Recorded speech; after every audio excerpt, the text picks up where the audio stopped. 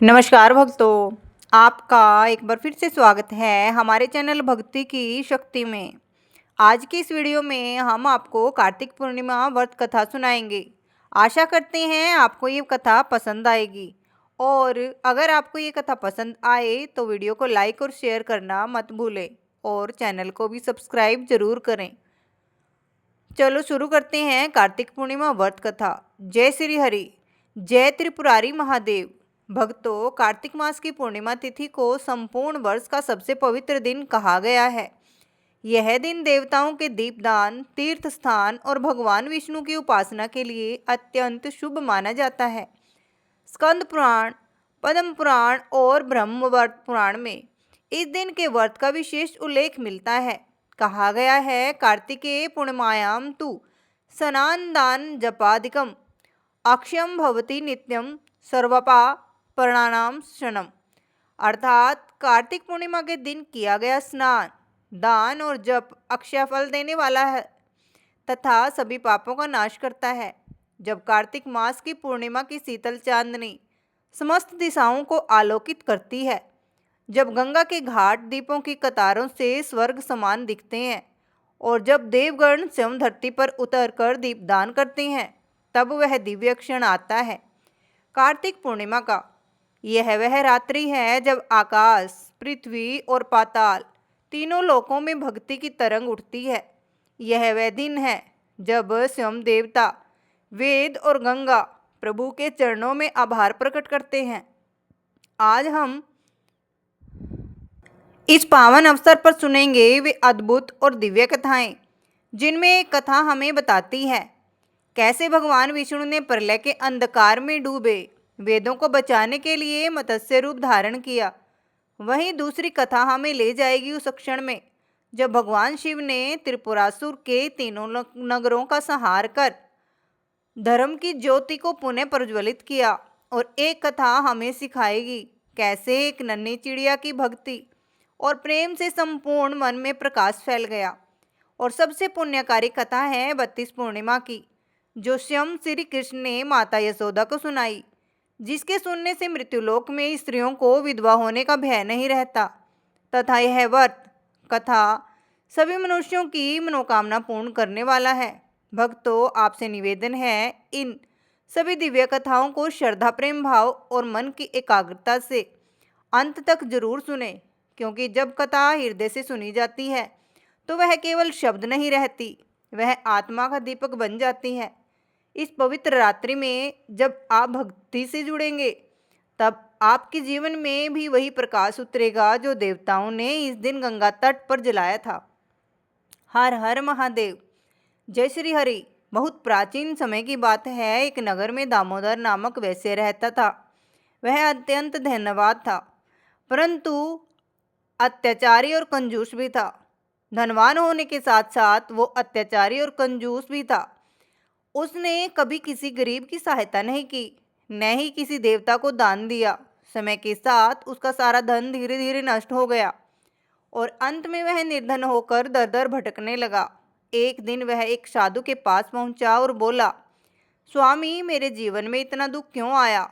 साधु ने ध्यान लगाकर कहा, हे पुत्र, तूने जीवन भर कभी दान, स्नान, जप या दीपदान नहीं किया, परंतु अभी भी अवसर है। कार्तिक पूर्णिमा के दिन स्नान कर भगवान विष्णु के मंदिर में दीप जलाकर तुलसी के नीचे घी का दीपक रख दे, तेरा भाग्य अवश्य बदलेगा। साधु की बात मानकर दामोदर ने वैसा ही किया। कार्तिक पूर्णिमा की रात्रि में उसने स्नान कर तुलसी वृंदावन में दीप जलाया और भगवान विष्णु का ध्यान करते हुए कहा, हे दामोदर, हे नारायण, मेरे पापों को क्षमा करें। उस क्षण दिव्य आकाशीय ध्वनि हुई, वत्स, तेरे पाप नष्ट हुए, अगले जन्म में तू स्वर्गीय लोक में निवास करेगा। कहते हैं उसी रात्रि में जब उसने प्राण त्यागे तो विष्णु दूत उसे स्वर्ग ले गए। तब से इस दिन को देव दीपावली कहा जाता है, क्योंकि इस दिन देवता स्वयं गंगा तट पर दीप जलाते हैं। जय श्री हरि विष्णु। भक्तों, अब हम सुनेंगे विष्णु जी के मत्स्य अवतार की कथा। बहुत ही प्राचीन काल में जब एक कल्प का अंत निकट आया, तब प्रलय की तीव्र लहरें उठने लगी। समुद्र अपनी मर्यादा तोड़कर पृथ्वी को निगलने लगा। पर्वत डूबने लगे और आकाश में अंधकार छा गया। उस समय समस्त सृष्टि जलमग्न हो गई थी। ब्रह्म जी वेदों का पठन कर रहे थे। तभी एक असुर हयग्रीव ने उन्हें छल से चुरा लिया और सागर की गहराइयों में छिपा दिया। जब ब्रह्मांड ज्ञान से शून्य हो गया, तब समस्त देवगण भयभीत होकर भगवान विष्णु की शरण में पहुँचे। वे बोले, हे प्रभु, यदि वेद न रहे तो सृष्टि नष्ट हो जाएगी, धर्म लुप्त हो जाएगा। तब भगवान विष्णु मुस्कुराए और बोले, मैं मत्स्य रूप धारण कर उन वेदों की रक्षा करूंगा। इतना कहकर वे जल में प्रविष्ट हुए और मत्स्य अवतार धारण किया, एक दिव्य मछली के रूप में, जिसका आकार क्षण क्षण में बढ़ता गया। उसी समय एक राजश्री सत्यव्रत, जो आगे चलकर वह स्वस्थ मनु कहलाए, नदी में स्नान कर रहे थे। उन्होंने अपने पात्र में एक छोटी मछली देखी, जो बोली, हे राजन, मुझे इन जलचरों से बचाइए। राजा ने उसे अपने पात्र में रख लिया, पर वह शीघ्र ही बड़ी हो गई।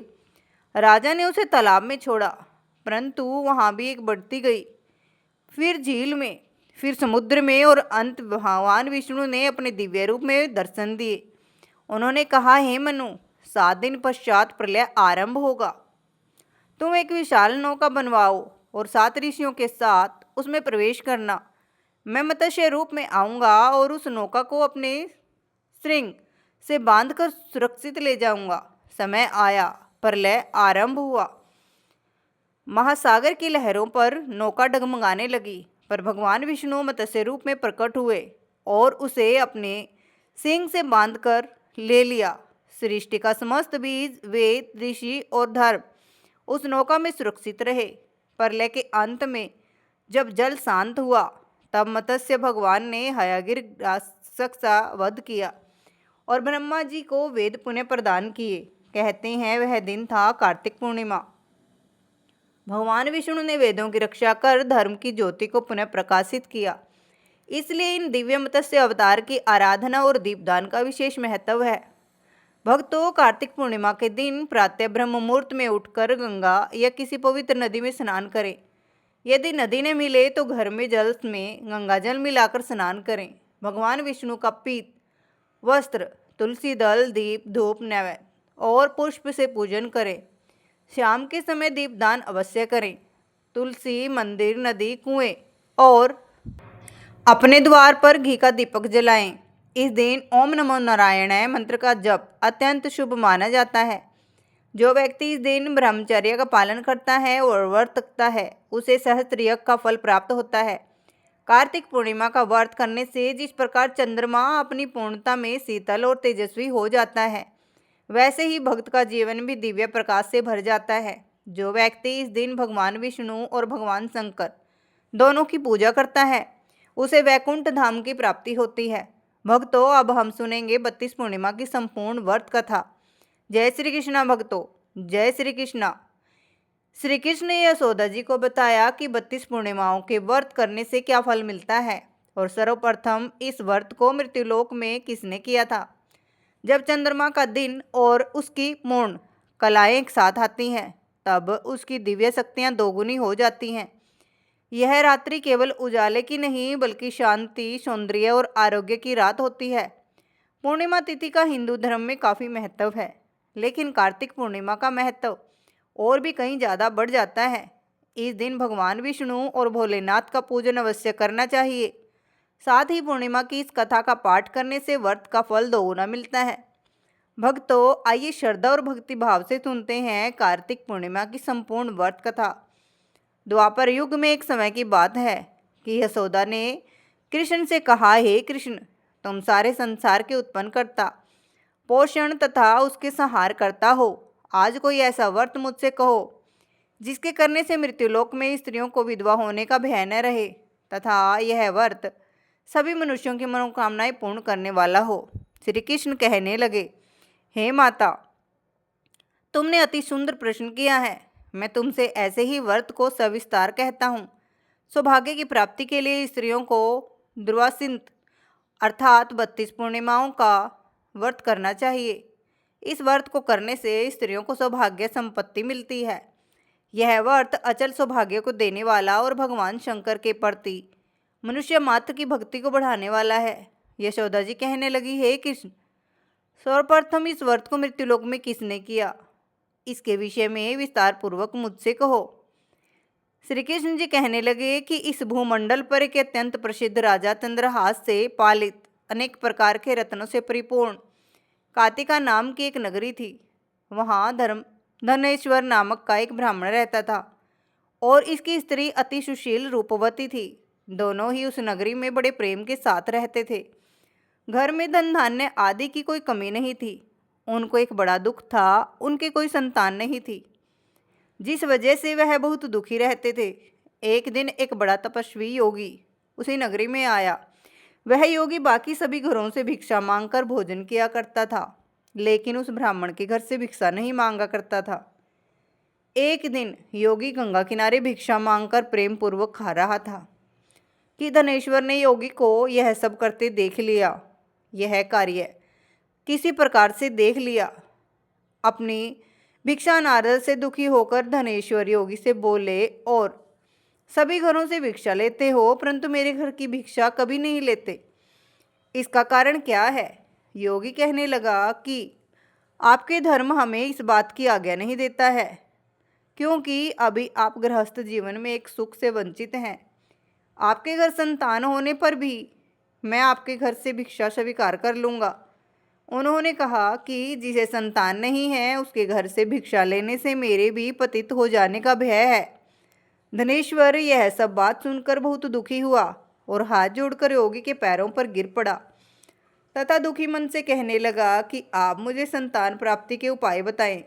आप सर्वज्ञ हैं, मुझ पर अवश्य ही यह कृपा कीजिए। धन की मेरे घर में कोई कमी नहीं है, लेकिन मैं संतान न होने के कारण अत्यंत दुखी हूँ। आप मेरे इस दुख का हरण कीजिए। यह सुनकर योगी कहने लगे, तुम चंडी की आराधना करो। घर पहुंचकर उन्होंने यह सारी बात अपनी पत्नी को बताई और खुद वन में चला गया। वन में पहुंचकर उसने चंडी की आराधना की और उपवास किया।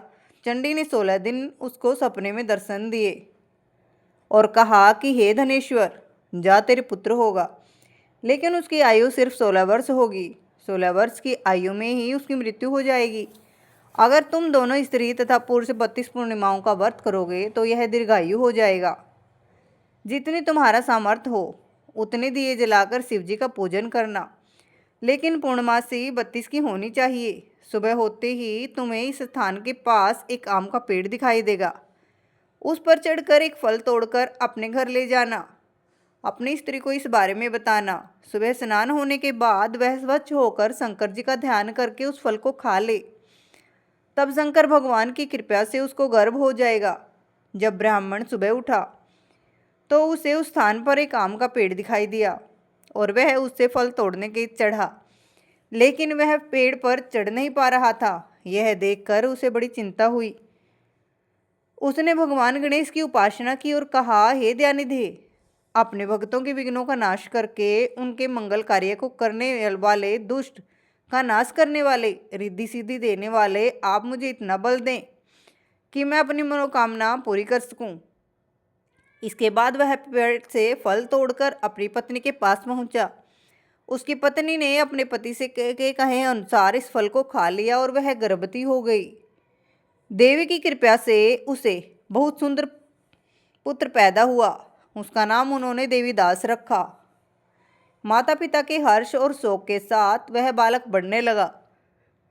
भगवान की कृपा से बालक बहुत ही सुंदर था, सुशील और पढ़ाई लिखाई में भी बहुत ही निपुण था। दुर्गा जी के कथानुसार उसकी माता ने 32 पूर्णमासी का व्रत रखा। जैसे ही 16वां वर्ष लगा, दोनों पति पत्नी बहुत दुखी हुए, कहीं उनके पुत्र की मृत्यु न हो जाए। उन्होंने सोचा कि अगर उनके सामने यह सब हुआ तो वह कैसा देख पाएंगे। तभी उन्होंने देवीदास के मामा को बुलाया और 1 वर्ष के लिए देवीदास को काशी में पढ़ने के लिए भेज दिया। 1 वर्ष के बाद उसे वापस लेकर आ जाना। देवीदास अपने माता के साथ एक घोड़े पर सवार होकर चल दिया। उसके मामा को भी यह बात पता नहीं थी। दोनों पति पत्नी ने 32 पूर्णमासी का व्रत किया। दूसरी तरफ मामा और भांजा दोनों रात गुजरने के लिए रास्ते में एक गांव में रुके। उस दिन उस गांव में ब्राह्मण की कन्या का विवाह था। जिस धर्मशाला में व्रत और बारात के बाकी लोग रुके हुए थे, उसी धर्मशाला में देवीदास और उसका मामा ठहर गए। उधर कन्या को तेल आदि चढ़ने के बाद जब लगन का समय आया तो वह वर की तबीयत खराब हो गई। वर के पिता ने अपने परिवार वालों से विचार विमर्श करके कि यह देवीदास मेरे पुत्र जैसा ही है, मैं इसके साथ लगन करा दूं और बाद में बाकी सारे काम मेरे बेटे के साथ पूरे हो जाएंगे। ऐसा कहने के बाद वर के पिता देवीदास को मांगने के लिए उसके मामा के पास गए और उन्हें सारी बात बताई। मामा ने कहा कि कन्यादान में जो कुछ भी मिलेगा वो हमें दे दीजिए। वर के पिता ने यह बात स्वीकार कर ली। इसके बाद देवीदास का विवाह कन्या के साथ संपन्न हो गया। इसके बाद वह अपनी पत्नी के साथ भोजन न कर सका और मन में विचार करने लगा कि न जाने यह किसकी पत्नी होगी। यह सोचकर उसकी आंखों में आंसू आ गए। तब वधू ने पूछा कि क्या बात है, आप उदास क्यों हैं? तब उसने सारी बातें पत्नी को बता दी। तब कन्या कहने लगी कि यह ब्रह्मा विवाह के विपरीत है। आप ही मेरे पति हैं, मैं आपकी ही पत्नी रहूंगी, किसी अन्य के साथ कभी नहीं जाऊंगी। तब देवीदास ने कहा, ऐसा मत करिए, क्योंकि मेरी आयु बहुत कम है, मेरे बाद आपका क्या होगा। लेकिन उसकी पत्नी नहीं मानी और बोली, स्वामी आप भोजन कीजिए। दोनों रात में सोने के लिए चले गए। सुबह देवीदास ने पत्नी को 4 नंगों से जड़ी एक अंगूठी दे दी और एक रुमाल दिया और बोला कि हे प्रिया, इसे ले लो और संकेत समझकर स्थिर चित हो जाओ।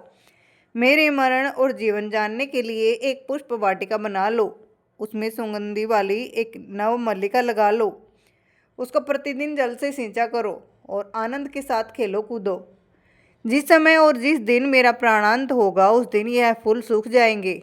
जब यह फिर से हरे हो जाएंगे तो जान लेना मैं जीवित हूँ। यह समझकर वह वहाँ से चला गया। इसके बाद जब वर और बाकी बाराती मंडप में आए तो कन्या ने उसे देखकर कहा कि ये मेरा पति नहीं है, मेरे पति वह हैं जिनके साथ रात में विवाह हुआ था। इसके साथ मेरा विवाह नहीं हुआ है। अगर यह वही है तो यह बताए कि मैंने इसे क्या क्या दिया था। साथ ही कन्यादान के समय के आभूषण मिले उन्हें दिखाए। कन्या की ये सारी बातें सुनकर वह कहने लगा कि मैं यह सब नहीं जानता। इसके बाद सारी बारात भी अपमानित होकर लौट गई।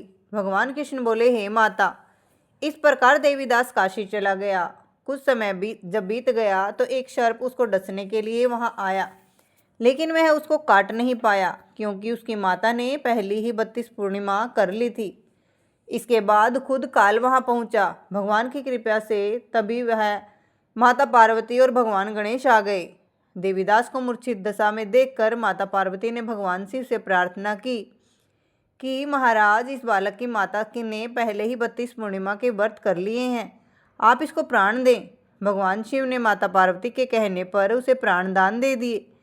उधर उसकी पत्नी उसके काल की प्रतीक्षा कर रही थी। उसकी पत्नी ने जाकर देखा कि पुष्प और पत्र दोनों ही नहीं है, तो उसको बहुत आश्चर्य हुआ।